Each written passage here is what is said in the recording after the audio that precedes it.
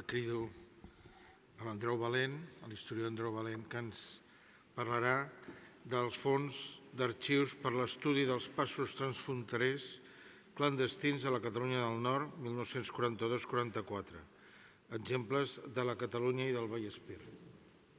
Ho sento, però la setmana passada hi ha hagut de fer traduccions per l'Arxiu Comarcal del Berguedà i també per el Memorial Democràtic, per la vila de Berga, i no he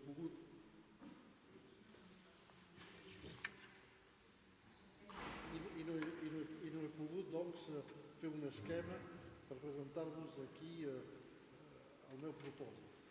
Doncs seguireu el que dic de mica en mica. Parlaré sobretot de la Cerdanya i del Vallespir, però eixamplaré el meu propòsit.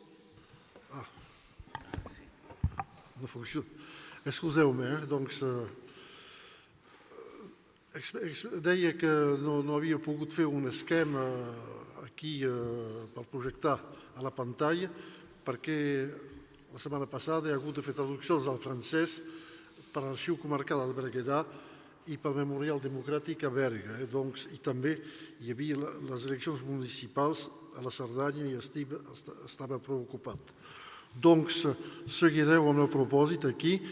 Deia que el propòsit meu aniria del 36 al 46 i no del 42 al 44, només la Segona Guerra Mundial.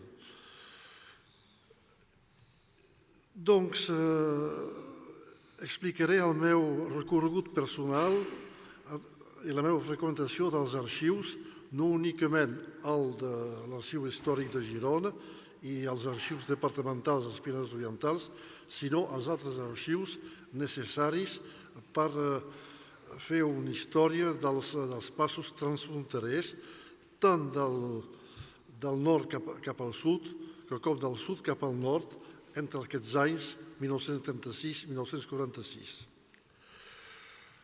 Al principi de la meva investigació hi ha el diccionari Metron, que és el diccionari biogràfic del moviment obrer.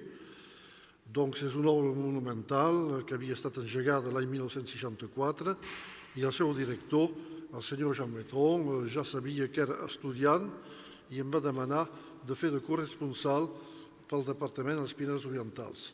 Això fa que durant gairebé mig segle he pogut acumular molta documentació i, entre altres, sobre aquests passos transfronterers.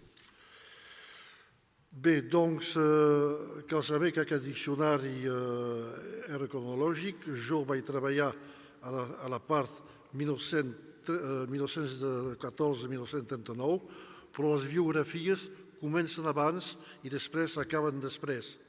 I amb aquest motiu em vaig interessar a la Segona Guerra Mundial i el que passava a la Segona Guerra Mundial durant el Departament dels Pirineus Orientals. Com que el diccionari era temàtic i també internacional, però temàtic, es va engegar de manera molt més tardana, l'any 2012, un diccionari per als executats i els fusellats de la Segona Guerra Mundial entre 1940 i 1944. I doncs, amb aquest motiu, vaig eixamplar el marc geogràfic de la meva investigació i he anat treballant amb altres departaments del migdia francès, com l'Aude, l'Ariège, l'Alta-Garona, l'Erau, l'Aveyron i el Gard i la Lozère. Són els que he tractat més o menys detalladament. El que he fet detalladament són els Pirineus Orientals i l'Ariège. Bé, doncs he pogut escriure gairebé 2.000 biografies, però entre les quals hi ha biografies que concerneixen els passos transfronterers, sigui de gent que han hagut de passar la frontera, sigui de gent que formaven part de xarxes que ajudaven al pas de la frontera. I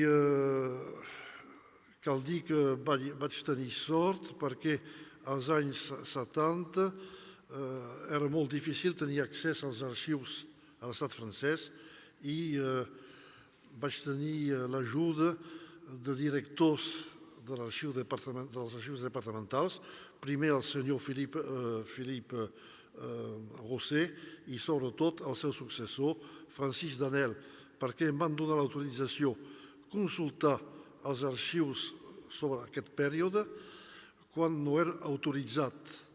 Ho van fer perquè havien entès l'interès d'aquesta feina i perquè es feia en aquest marc del diccionari Metron.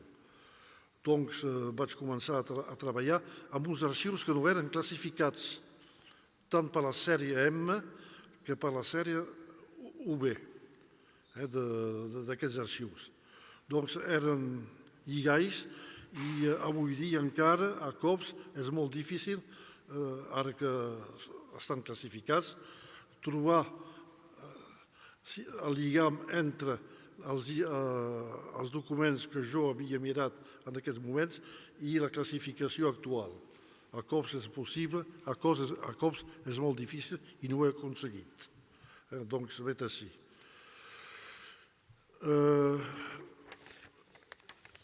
A les fonts, en aquest moment, va contribuir-hi la premsa, ja que els arxius departamentals eren una hemeroteca i també la Biblioteca Municipal de Perpinyà, que vaig utilitzar, i vaig tenir també la sort de treballar amb el corresponsal del Comitè d'Història de la Segona Guerra Mundial, que era oficial en aquest moment, que era el senyor Jean Larieux, i professor al Liceu Aragó, i era el corresponsal departamental d'aquest comitè, i molt aviat van tenir uns intercanvis fructuosos sobre aquest període i sobre els passos transfronterers.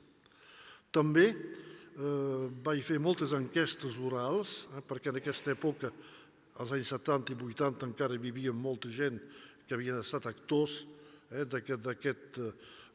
d'aquests episodis, i aquests fons orals els he pogut encreuar amb les fonts d'arxiu que ja tenia.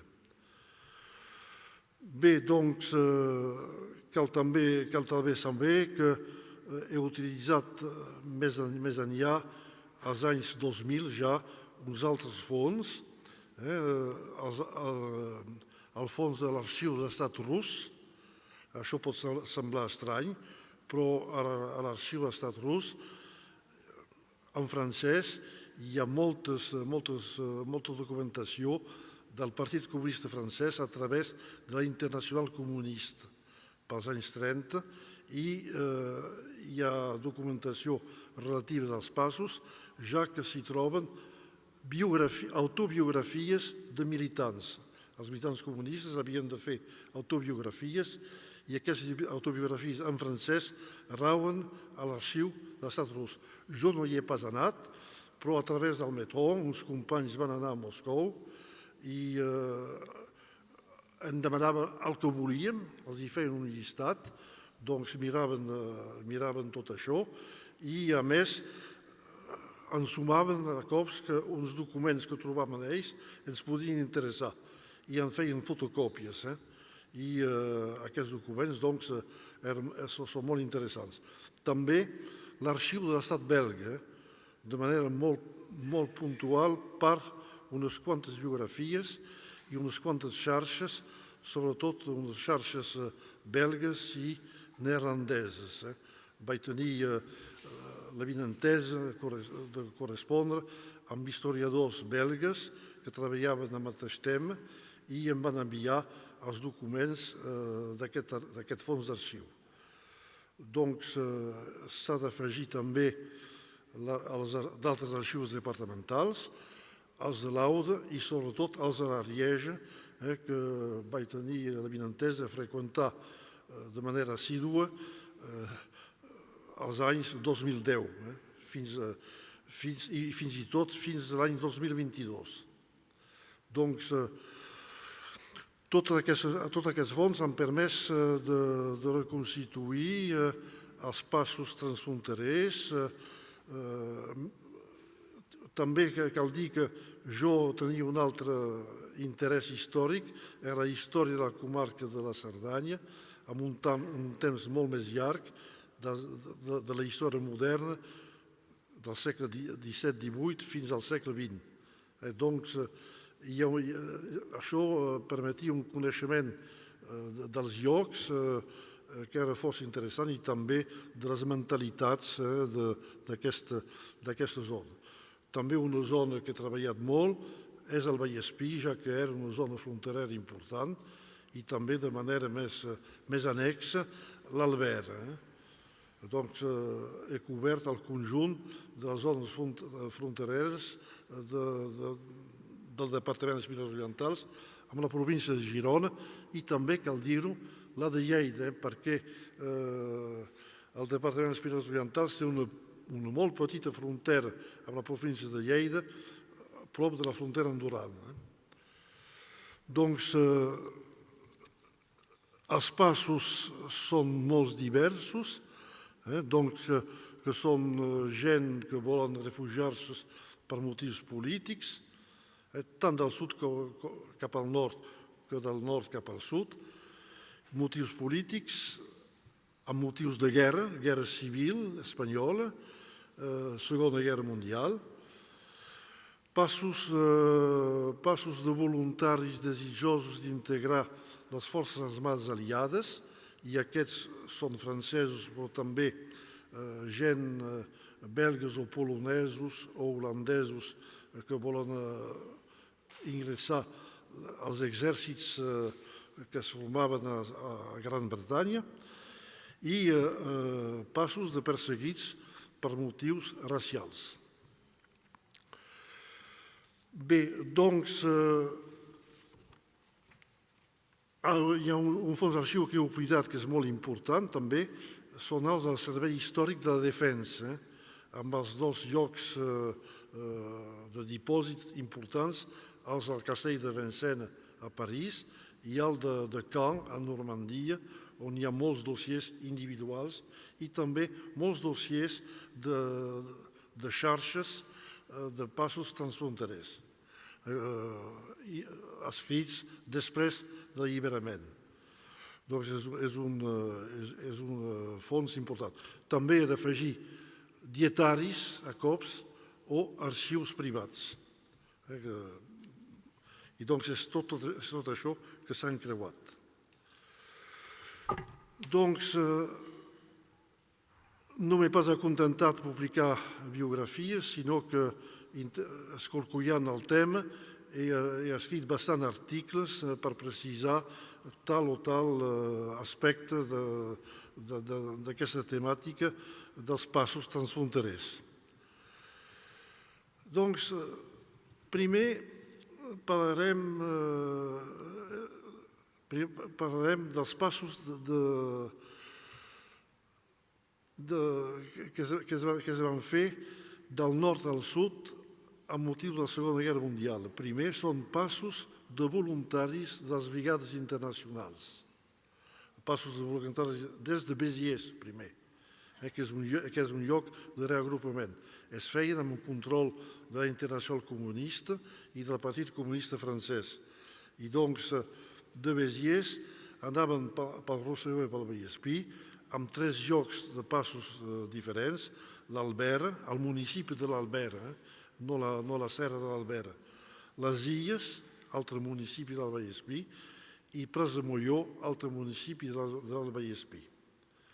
Des de Tolosa també hi havia un altre lloc de pas per a Cerdanya. Doncs aquí hi havia possibilitats de fer-ho. Al final, els passos es feien mitjançant itineraris pedestres per les muntanyes. Aquí no tinc el mapa, però es podia publicar si es fa una publicació de les actes. Passos d'armes també, l'any 36-37, passos d'armes amb una xarxa clandestina comunista des de Millars per camions i també una xarxa de tendència pivertista, l'extrema esquerra de la SFIO.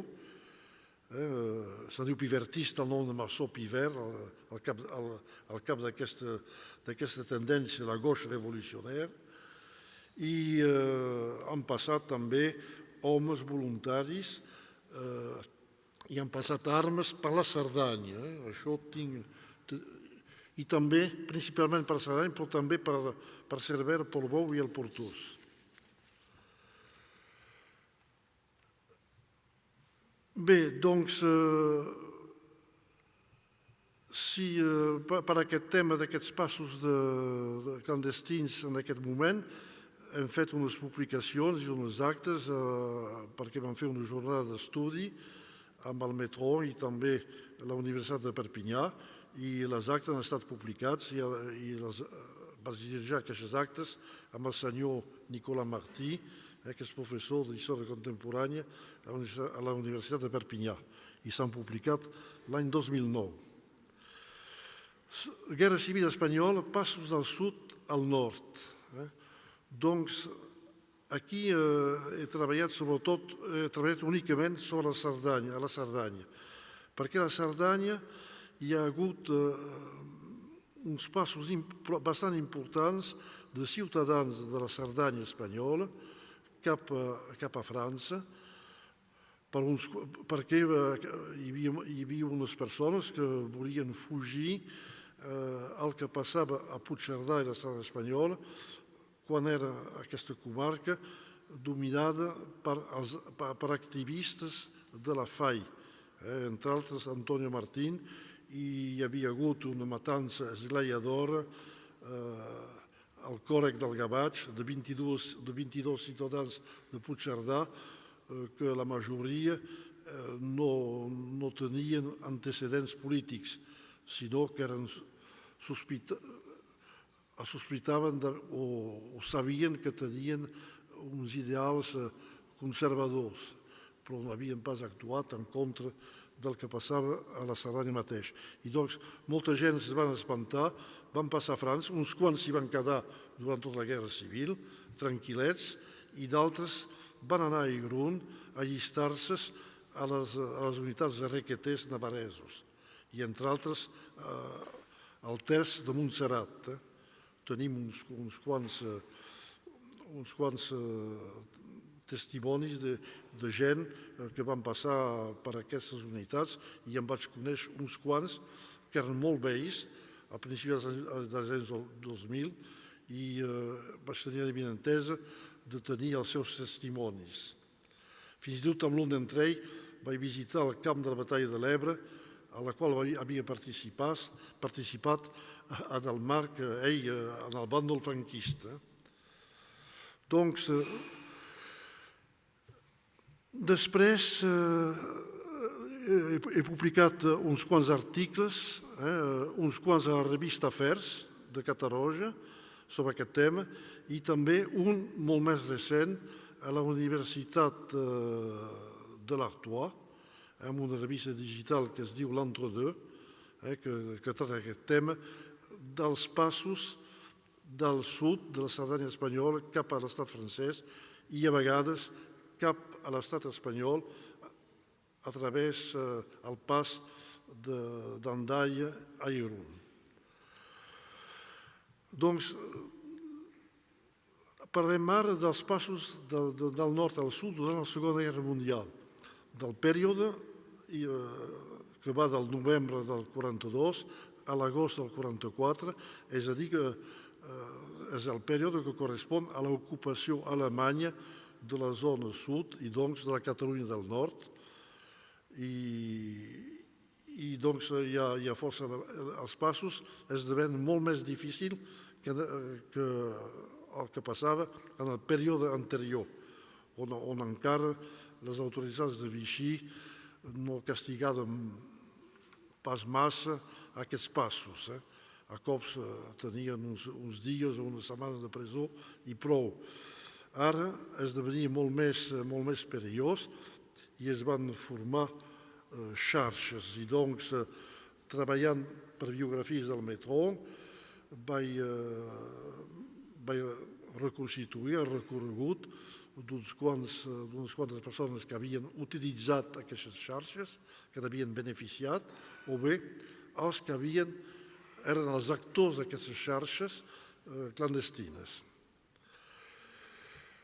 He completat doncs, l'estudi que havien començat als anys 80 un historiador pioner de la història d'aquestes xarxes, el senyor Emilien Echene, que va morir fa 2 anys i que va publicar una sèrie de volums que conta la història d'aquestes xarxes, i ell no havia tingut la sort d'utilitzar les fonts que avui dia són a Vincennes i Caen i que són en els diversos arxius departamentals. Doncs havia fet això a través, sobretot, d'enquestes orals i d'utilització de la premsa. Doncs vaig tenir la possibilitat de publicar, de reconstituir la història d'algunes d'aquestes xarxes i també, en aquest moment, tenia unes relacions molt seguides amb el senyor Jean Larieux, que era el corresponsal del Comitè d'Història de la Segona Guerra Mundial, i com que ell treballava amb el mateix tema, intercanviaven les nostres informacions. Doncs això va ser un moment força important en el meu recorregut d'historiador amb la història de les xarxes.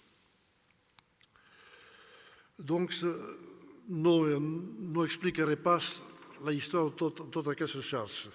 Doncs el que faré és que donaré alguns exemples de coses que no havien pas estat investigades ni pel senyor Larieux ni per qualsevol altre historiador. Al Vallespí vaig identificar, i després he escrit la història i el recorregut individual de víctimes de passos, de víctimes de passadors, de gent dels passos, que van ser enxampats per la duana alemanya i que van ser deportats o bé que van morir en llocs de la policia alemanya a la Catalunya del Nord. Doncs es tracta de la xarxa Oui, que depenia de l'OSS, els serveis secrets dels Estats Units i els serveis intel·ligents. I doncs l'origen d'aquesta xarxa era Provença i la seva tasca era recollir documentació sobre les posicions i les actuacions de les forces alemanyes d'ocupació. I havien de passar la frontera cap a Barcelona i després cap a Madrid, on eren recuperades les ambaixades a l'ambaixada dels Estats Units a Madrid. I aquesta xarxa tenia 2 branques, una pel Cosarans i el Pallars Sobirà, i l'altra era pel Vallespí. La xarxa del Vallespí va ser desmantellada per la policia alemanya i doncs he pogut reconstituir la circumstància de la seva desaparició tràgica en aquest moment. Una altra xarxa també al Vallespí, als mateixos llocs, als municipis de Morellàs i de les Illes, doncs era una xarxa que era lligada als moviments units de resistència francesos, la resistència no comunista, que tenia una branca que es deia Noyautage d'Administració Pública i que tenia també una xarxa de passos que se'n deia Plutus i que assegurava passos de documents i també a vegades de militars americans. Doncs tot això he publicat les biografies d'aquests actors i articles que reconstitueixen la història d'aquestes xarxes. A Perpinyà també va descobrir una xarxa belga, que és la xarxa VIM. Aquesta xarxa anteriorment era neerlandesa, i els agents d'aquestes xarxes tenien la particularitat de ser tots gent catalans del sud, refugiats de la Segona Guerra Mundial, i doncs aquesta xarxa va ser desmantellada també per la policia alemanya i molts dels seus agents van ser deportats o bé alguns van morir, alguns van sobreviure, i el fet de sobreviure, que alguns hagin sobreviscut, ha permès reconstituir el seu testimoni. Aquesta xarxa també passava de Puigcerdà a Oceja i portava els documents fins al lloc on s'havia de portar, és a dir, a Grenoble, on hi havia els belgues que asseguraven el seu funcionament. A la Cerdanya també hem evidenciat com un mateix nucli d'homes eixits de medis sociopolítics diferents, radicats a diferents xarxes de passos clandestins, d'homes de documents, van treballar junts, eren molts diferents, però van treballar junts. La xarxa era la CAC, una altra xarxa lligada als serveis secrets americans, l'OSS. Eren també la xarxa de travaux ruraux, és a dir, la xarxa que era la xarxa de passos transfronterers dels serveis secrets de l'exèrcit d'armistici francès, però que sabia que treballava per a la resistència francesa i no per Vichy, feia el contrari del que havia de fer, i també un grup de militants del PSUC que eren instal·lats a la Cerdanya francesa i que van participar en aquesta xarxa. Aquesta xarxa comprenia doncs gent de Cerdanya francesa, uns quants de Cerdanya espanyola, de Ripollès i també de la comarca del Donasà, és a dir, la part del departament de l'Arieja, que és a la vall de l'Aude, i assegurava els passos entre Queriut, al Donasà, al nord, i Ripoll, al sud, travessant tota la Cerdanya per l'alta muntanya. Cal dir que aquesta xarxa no ha tingut cap pèrdua. Ha funcionat molt bé, fent un treball molt important tant pels passos de documents com d'homes. Per acabar, diré que els documents, els expedients per a la frontera, que he utilitzat moltes vegades amb els exemples anteriors, em van servir pel pas clandestí d'un militant del catalanisme nord-català dels anys 30, Josep Millas de Palaldà, que durant la guerra s'havia tornat col·laboracionista i va passar la frontera quan se va espantar al moment de l'alliberament a l'agost de 1944 i el van enxampar, la Guàrdia Civil el van enxampar a Maçanet de Cabrenys. I doncs tenim tot el seu dossier i hem pogut completar el seu recorregut. També he publicat un article molt detallat sobre el seu recorregut de la Segona Guerra Mundial a l'editorial Afers de Catarroja. Doncs és una cosa, un cas concret d'utilització dels expedients de frontera que havia utilitzat molt, entre altres per altres exemples. Doncs passos del nord al sud, ho diré molt ràpidament, passos de col·laboracionista francès a l'estat espanyol, a la Cerdanya sobretot, però no únicament, també tinc exemples per tota la Catalunya del Nord, a l'estat espanyol, perquè aquesta gent temien la repressió al moment de l'alliberament i van fugir a l'estat espanyol. Doncs uns quants van tenir tractaments, diguem, perquè tenien moltes relacions, però altres, fins i tot cerdans francesos, van anar a parar a balnearis al País Basc espanyol, a balnearis, i uns quants, perquè eren joves, a Miranda de l'Ebro, perquè al camp de Miranda de l'Ebro hi van anar col·laboracionistes després de l'alliberament de França, col·laboracionistes francesos, però també d'altres països europeus. I per acabar, no desenvoluparé pas, són els passos dels guerrillers espanyols al moment de l'operació Reconquesta d'Espanya per operacions secundaris amb ajuda a l'operació principal de la Vall d'Aran. Doncs tot això, per aquests temes també he publicat articles i també hi ha detalls que es troben a biografies publicades al Metron i digitalitzades.